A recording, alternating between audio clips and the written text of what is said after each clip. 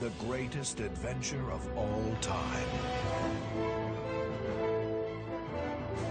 I love the Odyssey. The Odyssey is an epic Greek poem codified by Homer in the 8th century BC. It's a follow-up to Homer's prior work, the Iliad, which I haven't actually gotten around to reading. It focuses primarily on Odysseus, one of the only Trojan War characters with any brain cells, as he tries to make the quick journey home and gets dicked over by pretty much everything imaginable. I read the Odyssey in high school. It is not an easy read. In the original Greek, it probably flows really well and is very poetic and memorable, but that flow got lost in translation. Luckily, like other books that are really wordy and suffer from translation issues, it's pretty episodic. The only time it's hard to follow is when it reminds you that a lot of this is told in flashback. The Odyssey is one of those books everyone should read once, or at least read an abridged version, or failing that, watch a summary on YouTube. This is one of the most influential works in all of fiction, so reading it is like looking at old baby pictures for the entire adventure genre.